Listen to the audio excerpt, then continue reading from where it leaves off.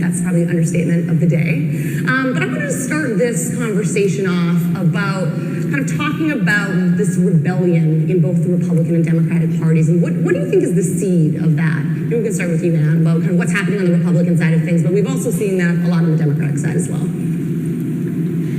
I assume it's the same on the Democrat side. I think more about the Republican Party, my party, and it's been ignoring the voters. I mean, the idea of political parties is we have basically a two-party system. If you want to have an influence, you belong to Democrats or Republicans, and the deal usually is, okay, this means a lot to you, it doesn't mean much to me, so I'll go along with you on that, and then you give me this.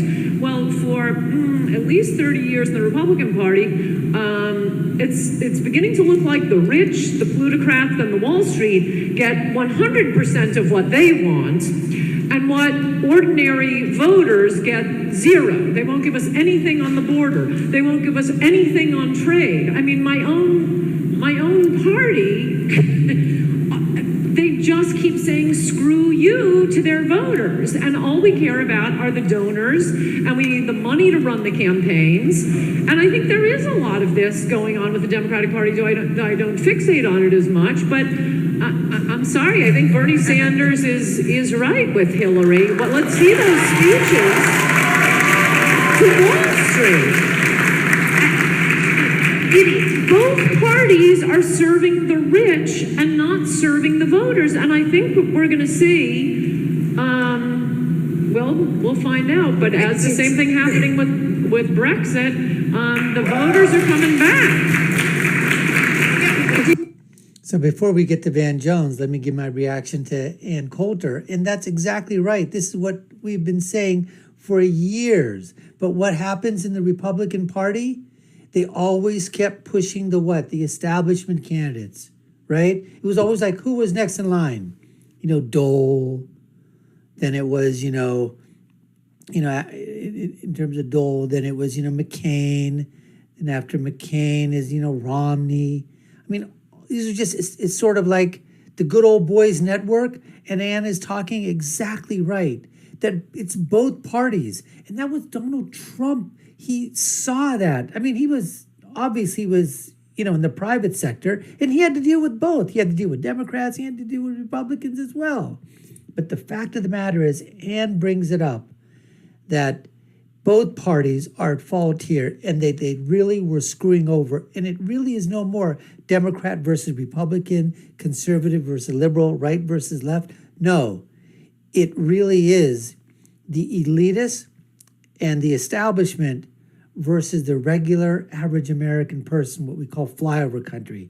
That's what Ann's talking about. Let's see what Van Jones has to say, because I think there's going to be some agreement on this, folks. Believe it or not.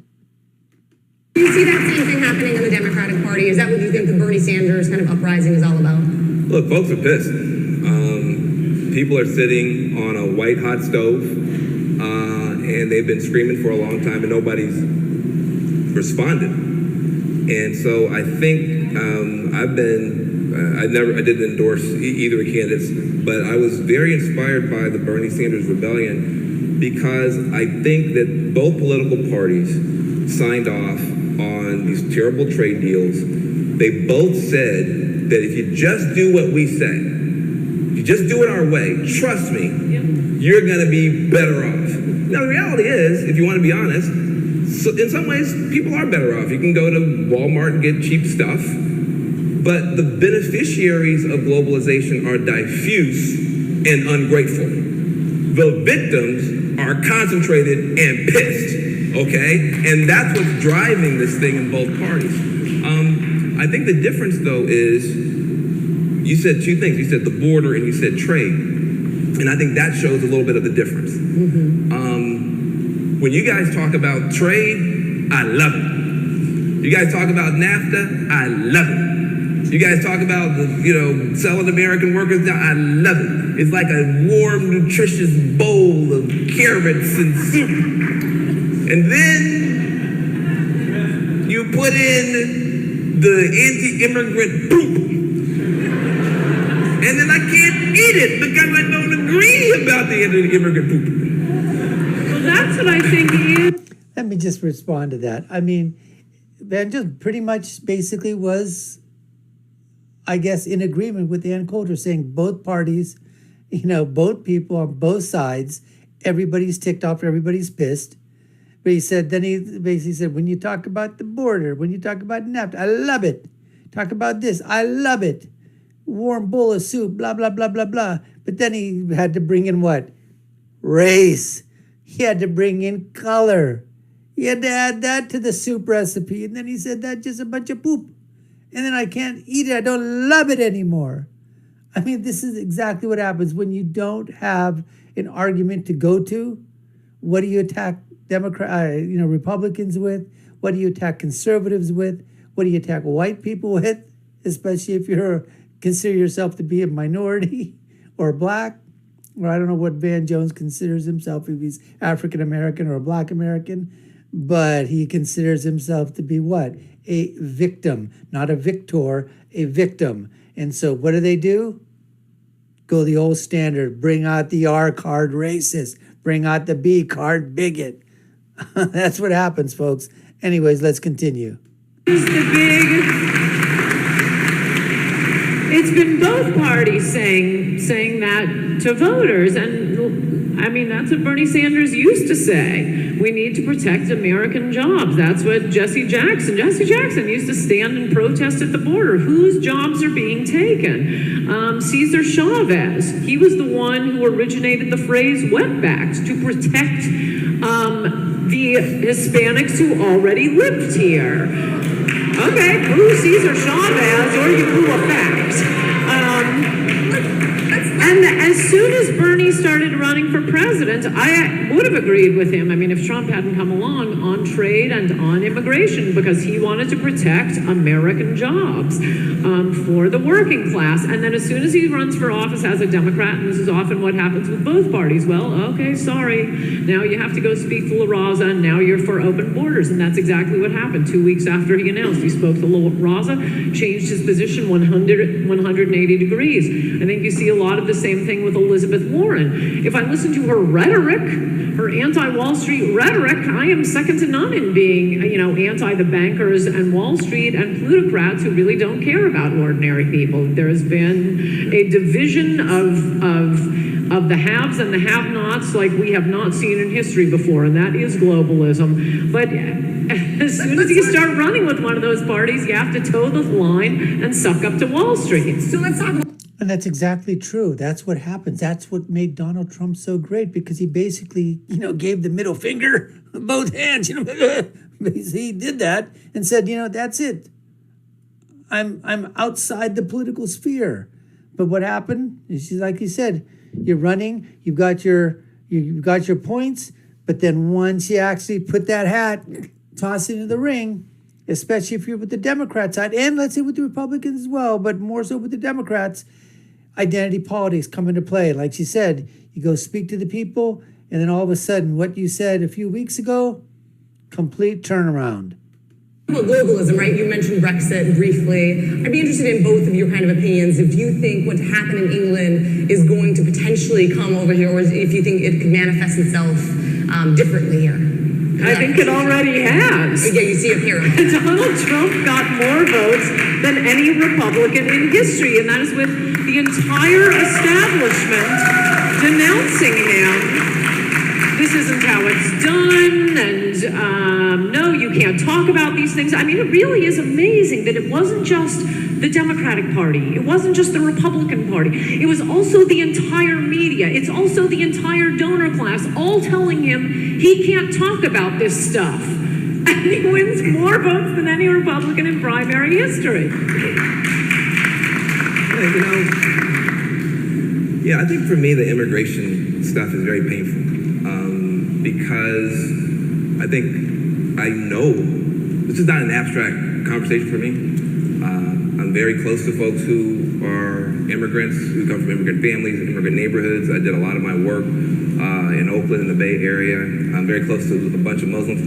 And so for me, it's been very, very difficult this year. First of all, there's just been this complete erasure of even the most recent history. You said we've done nothing on the border. Au contraire. In fact, if you talk to the Latino community, they call President Obama the deporter in chief. And the reason they do that is because President Obama, trying to show Republicans that he could be tough on the border, trying to get a deal done, deported more people than any president has ever done, put more personnel and technology on the border than anyone has ever done. We have a net negative immigration now from Mexico, more Mexicans leaving than coming, and it still wasn't enough. The reason that the president then turns around and says, well, I use executive action to go against my own base, outrage my own base, destroy families in my own base, trying to show you that we could cut a deal. Now I'm going to use executive power to do something to try to make it a little bit better. But we can't even share facts.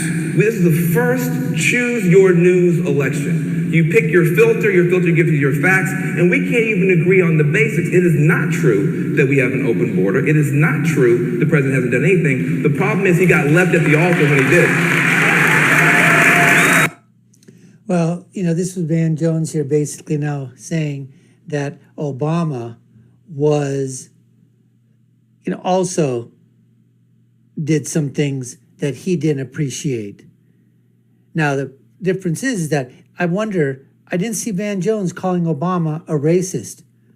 I didn't see Van Jones using the word xenophobe, against brown people. And he's basically said that in his own base, in his own party, with the people that voted for him, with the Latino community, the Hispanic community, that he was called the deporter in chief. And there's something in terms of that, folks, all right? They changed the way that they talked about what deportations were. It used to be deportations were you're already in the country and, we deport you out.